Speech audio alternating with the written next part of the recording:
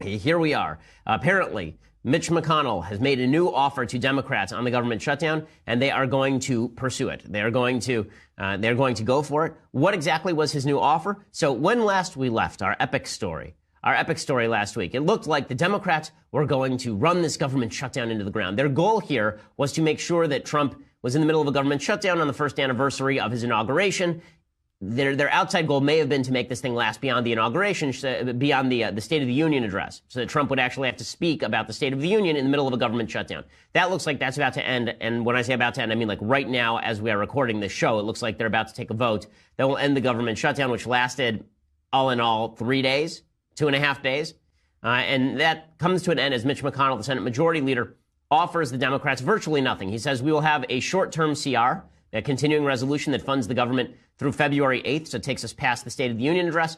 And he says before we get there, we will have a vote on DACA. So we'll try another 3 weeks to come up with a vote on DACA. If not, then I guess we'll have another government shutdown on February 8th when Democrats try to attach DACA legislation to the government to the government budget, to the continuing resolution. Remember, that's how this whole thing went down in the first place. We needed to fund the government. The Democrats said, we're not going to fund the government unless you give us DACA, unless you give us Obama's executive amnesty enshrined in law. Republicans said, we're not going to do that unless you give us some concessions. Democrats said no. And then we went into this government shutdown that started Friday night and is over by Monday morning. So it really is not even worth the time. Here was Chuck Schumer last week blaming Trump for it, suggesting that it was all Trump's fault, this government shutdown. I love the shutdown clock on CNN. I came back online Saturday night, but when I left for Sabbath, the government had not yet shut down. I came back on Saturday night, and lo and behold, everything was the same.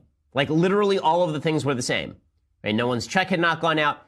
You have to wait till the first of the month for people's checks to not go out. People were still going to receive their Social Security. The government was still going to collect all of its revenue. The government was going to continue to function. And 90% of the government continues to function during a government shutdown. 88 to 90% of the government continues to function as essential services during a government shutdown. And yet we were supposed to believe, look at that counter on CNN, that this was the end of the world. Right? Oh my God, we're counting down to Armageddon. The asteroid is finally going to hit Earth. Here was Chuck Schumer blaming Trump for it, although Trump really had little to do with it. The Senate Minority Leader who thought that he was going to get a big win out of this. Now, it's possible Schumer can still get a win out of this if Mitch McConnell then makes a bad DACA deal. Right? He can say it was really the threat of my government shutdown that forced the Republicans into a bad DACA deal. They didn't want to redo this in February. So a lot depends on what comes next. But here is Senate Minority Leader Schumer going after Trump. Americans know why the dysfunction is occurring. A dysfunctional president. Hence, we are in a Trump shutdown. And party leaders who won't act without him. Only President Trump can end it. We Democrats are at the table, ready to negotiate. The president needs to pull up a chair and end this shutdown. Okay, so the president did not, in fact, have to pull up a chair and end the shutdown. Chuck Schumer ended the shutdown. The White House was doing a pretty good job of undermining the Democratic claims on this. The Democrats were basically making two claims. One, Republicans are responsible for the shutdown. Two, we have to shut down the government to get DACA. Those claims are not coherent. You cannot claim both, right? They are sort of in conflict with one another. Anytime there's a government shutdown that one party is responsible for, and in this case it was the Democrats who were filibustering, right? The Republicans had the votes to get past the government shutdown to fund a continuing resolution. Democrats were forcing that bar to go up to 60 votes as opposed to 51 in the Senate through use of the filibuster. You can't argue we're shutting down the government because it's so important to shut down the government, and also it's the other side's fault the government is shutting down.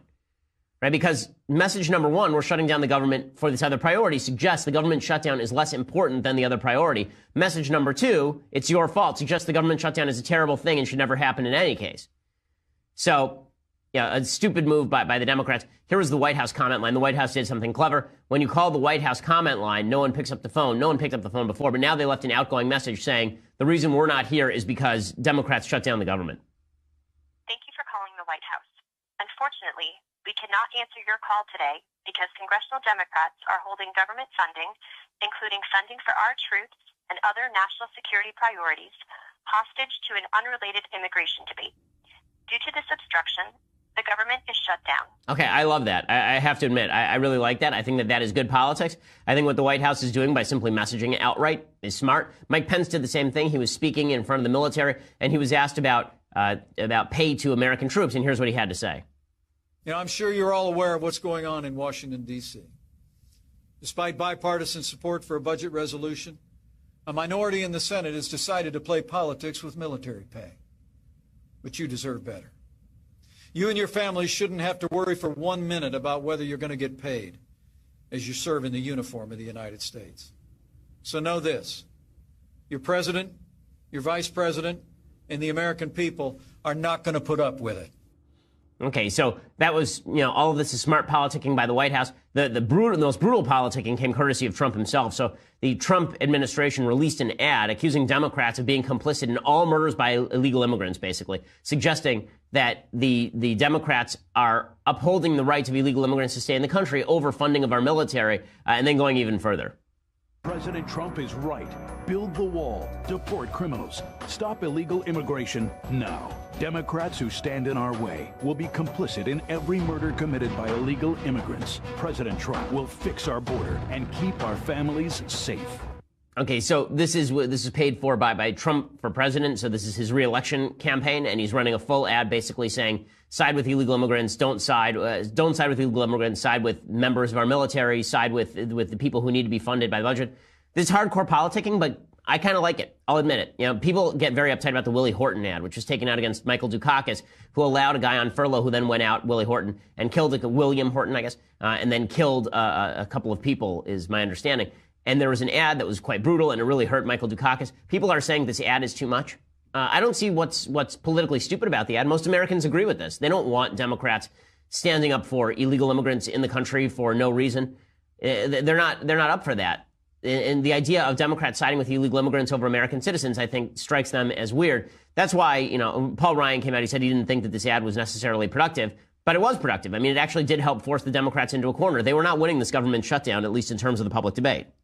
Well, they're certainly not helping us keep the government open. They're certainly not helping us getting to a solution on immigration. When you shut down the government and stop negotiating on immigration reform, they're complicit with not getting things done. I'm not going to comment on that. I just saw that. I don't know if that's necessarily productive. It's no secret the president has strong views on immigration, but what is not productive is a pointless government shutdown that the Senate Democrats have foisted on this country.